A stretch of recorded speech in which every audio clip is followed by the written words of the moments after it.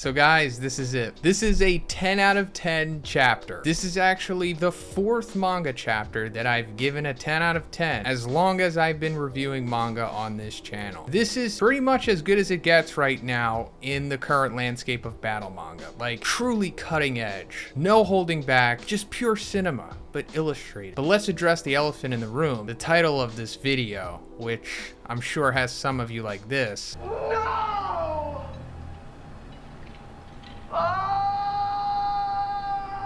is not how this was supposed to go. And hey, that's understandable because, like, you know, Saitama being defeated, that's nonsense. And yeah, I know, guys, it's me. But we can at least ask that question, and to make a video title that evokes enough emotion in you to want to click on it so you can come here and tell me how angry you are with me. Now, obviously, Saitama hasn't been defeated, well, at least in my opinion, but One and Murata kind of want you to think about it because this chapter kind of leaves it up in the air, right? So it opens up with a little exposition about the water stream, telling us that it takes the knowledge of the flow of energy behind raging currents and tidal surges and creates these within one's body. Putting this into your fists is the secret. Now that in combination with Garou's ability, which is to instantly absorb and copy any techniques, is also an extension of that flow. This is also another reason why Garou is so incredibly OP. Bang, lucky enough, came across this genetic anomaly in Garou, who also had the unfortunate motivation of being bullied to want to grow on top of his extraordinarily inherent gifts, and gave him this broken methodology to synergize with his gifts. And it makes, you know, this savage beast that we've come to love. But what if you took that specimen, the genetic anomaly that Garou is, and took it to the highest level of existence? Forget about raging currents and surging titles, that's child's play, because the power that he received from God in the previous chapter has allowed him to gain the knowledge of the flow of all energy and the behavior of all the forces in the universe. And if this were to be said in like any other battle manga, one that isn't like too extrapolated on its power scale, it would be more so metaphorical, right? But in this sense, and in this chapter's context, it's quite literal. So now with this, Garou has the all-life eradication fist. Forget about the Godslayer fist, that was nothing. This is where it's at now. Hey, also guys, real quick, if you like my One Punch Man content, please subscribe to the channel if you haven't already. If you're not interested, that's totally fine. But if you needed a reminder because like you didn't think about it, here you go. Thank you. Because after discovering this, Garou just straight up does nuclear fission via a strike to Saitama. And I'm sure you've heard the term nuclear fission before. And if you haven't, let me just tell you that nuclear fission is the method used to develop nuclear bombs. Because that's quite literally what is happening here. Garou has become so powerful, and with the knowledge of the flow of all energy and the behavior of all forces in the universe, he can now manipulate it at will and create nuclear bombs with his strikes. But first, let's talk about the sponsor of this video, and that's Magic Spoon. Magic Spoon is cereal reinvented. It brings you a guilt-free treat that tastes like you remember, and you can eat it at any time of the day. To be honest, I like all of Magic Spoon's flavors, but their birthday cake flavor is by far my favorite. So aside from the taste and the very interesting and nice texture of Magic Spoon, the best part about it is that it has 0 grams of sugar, 13 to 14 grams of protein, 4 net carbs, and 140 calories in each serving. And those macros make this an awesome breakfast or even an awesome post-workout meal. Also, Magic Spoon is so confident in their product, it's backed with a 100% happiness guarantee, so if you don't like it for any reason, they'll refund your money, no questions asked. Please check out the link below and use code BIGZ for $5 off your first purchase, or simply just go to magicspoon.com/BigZ and you can get $5 off your purchase there. Oh, and also make sure you add the new honey nut flavor to your custom box. And also for my Canadian and UK viewers, Magic Spoon is now shipping to Canada and the UK. Thanks guys.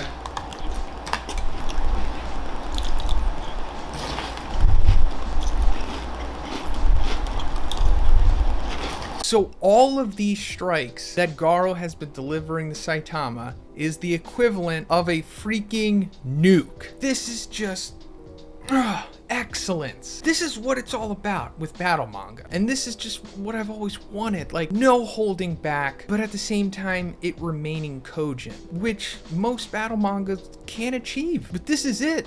This is what it's all about. I just can't get over how incredible this sequence is. It's just how things should be at the apex of the series, the culmination of a very long arc that has spanned years, and two of the best in the game, One and Murata, at the peak of their game, just executing peak excellence. But anyway, Psychos is back. We knew that she was gonna come back eventually because she didn't die. We saw that before Tatsumaki hit Orochi with the coup de grace, she separated from him, and that, you know, heavily implied that she was gonna come back sooner or later, especially because I'm pretty sure that she has one last fight left, and it's probably gonna happen soon. Pretty sure you can kind of figure out who her opponent is gonna be. But she says, are they the same as Homeless Emperor's energy spheres? Divine power. They're so massive. So this, of course, in reference to God. We know that what Garou is doing now is because of God. We saw in the previous chapter, he allegedly accepted his influence, and we'll get into that because it's explained later on. But yes, this power is the same as Homeless Emperors because they're both coming from the same source. But I guess this also means that God is just giving people the ability to split atoms and create nuclear fission and stuff.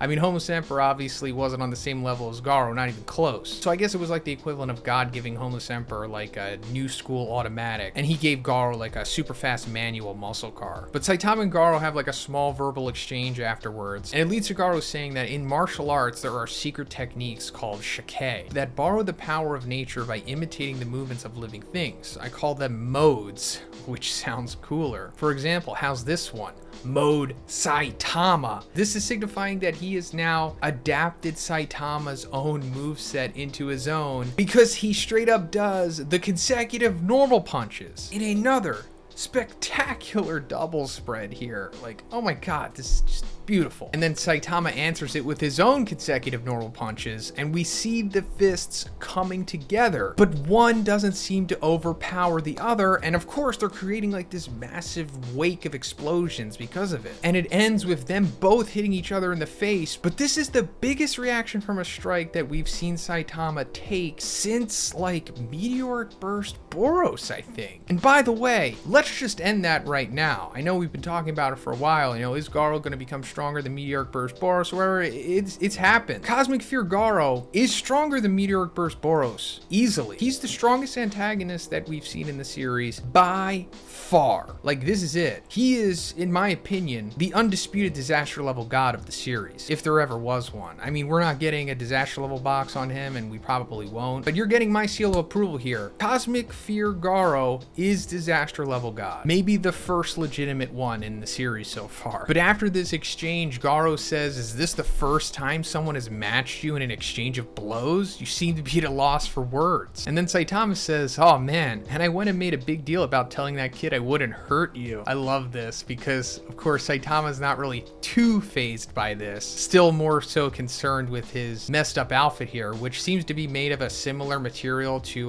Goku's clothes because, you know, taking multiple nuclear explosions to the face hasn't completely vaporized them. But Garou's like, you're still concerned about that brat? Referring to Tario, of course. Then he starts charging up in a similar fashion to like Blast. And then he says, that reminds me, I said I would show that brat how powerless heroes are, didn't I? Then he does a gamma ray burst, firing these two massive beams out of him. Then Saitama jumps up and he says, I don't know what that is, but it looks like it'd be bad news if it even grazes the ground. And then Garou's like, fool, you can't dodge this by jumping. And the gamma ray burst hits Saitama. And it looks like he's being hit like by some DBZ blast. And then it gives us a little explanation on what a gamma ray burst is, which is an explosion that occurs at the end of the life of a massive star and is the largest and most powerful explosive phenomenon that has ever been confirmed in the universe. This isn't like some One Punch Man lore or anything. This is like real life stuff. Like, this is happening in existence as we speak. But Garou has become so powerful with the abilities given to him by God that he can just do this. Like, I was already gushing over the nuclear fission fists, but this is like the next level.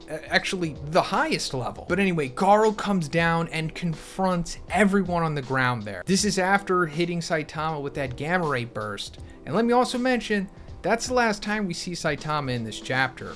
Which brings me back to the title, was Saitama defeated by this? And in my opinion, of course, no. I don't think it's even going to hurt Saitama, really. Even if it's implied to be like the apex of power in the universe, Saitama is still above that. Now, whether he comes back naked or not remains to be seen, but I think when Saitama does return, he's going to be like, all right, you want to get serious? Let's get serious. And maybe he does the serious table flip and throws the ground into the sky and then fights Garou up there, you know, to avoid the earth getting damaged anymore. But regardless of what happens, when Saitama comes back, it's game time. We are going to see him give the most earnest performance that he has ever given in the series. Like, even more so than what he did against Boros for sure. Like, much more than that. But everyone kind of realizes that Garou is like disaster level god at this point. I mean, they don't say it, but even Flashy Flash is like running away would be useless. They know that nothing and no one can stop him at this point. Like, it's just simply his pressure on them that is making them feel this way. I mean, you know, they did just witness him create multiple nuclear bombs and a friggin' gamma ray burst, but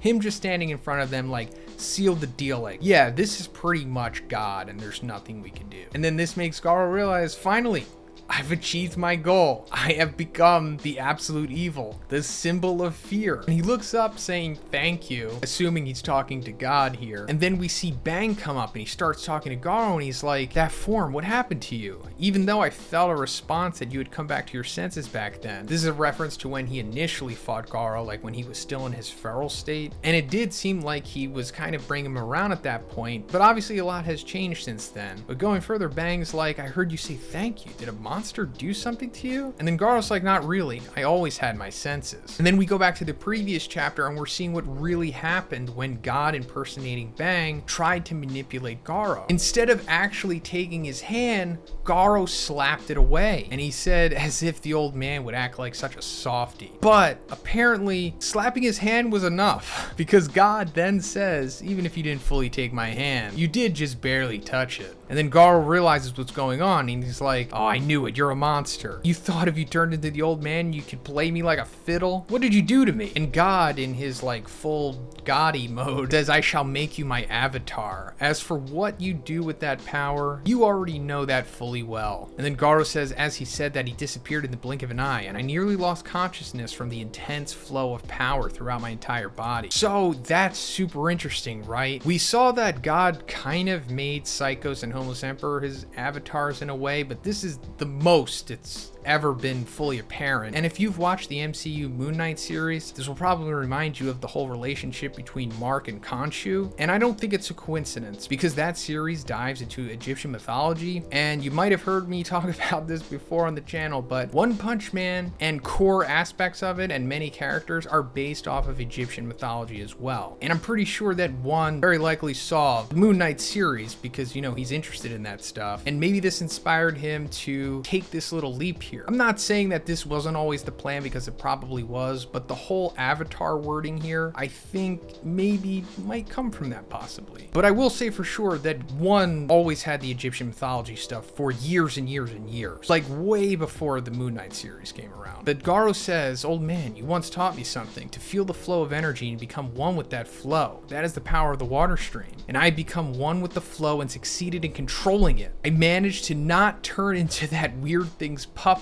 And that's why from here on out, what I do is of my own free will. Is that true? Now, in this moment, I do think it is Garou speaking here. Like, God hasn't possessed his body. But I don't think it's as simple as Garou saying that he's successfully taken God's power and that's it. He's cut off the connection and there's nothing God could do anymore. I don't think it's like that. I think God more or less kind of just gave him the keys to that, you know, old school muscle car and was like, you know, do whatever you want with it, because it's ultimately going to benefit me in the end. God will for sure come back at some point and prove that he still does have control over Garou, but for now, he's kind of just letting him do whatever he wants. But that brings us to the end of the chapter where Garou's like, sorry, Terrio, this is goodbye. Time to conduct evil. And we see him walking towards the crowd of people, and I'm assuming that he's going to just destroy everyone. Is he going to kill some people? Probably not, because like I said, Garou is still cognizant here, and regardless of how far Garou goes with this stuff, I still don't think he's going to kill. If there is a death here, it's going to be because God does it himself, or causes it for some reason. But I think we're gonna get the big moment where Garou just annihilates everyone. And this is where Psychos is gonna come into play, either assisting Garou or having like her own fight with somebody. And also, you know, Saitama is gonna be away for a little bit here. I'm not really sure how long. I'm not even sure if he'll be gone for an entire chapter, but like I said, when he comes back, wow, we probably have another 10 out of 10 chapter on our hands, because we're gonna get the big serious fight that we've been looking forward to. Not Saitama using all of his power. That's like end of series stuff, but more than Meteoric Burst Boros for sure. Let me know what you guys think about this chapter in the comments. And if you liked it, please give it a like and please subscribe if you haven't already. Have a great day. I'll see you in the next one.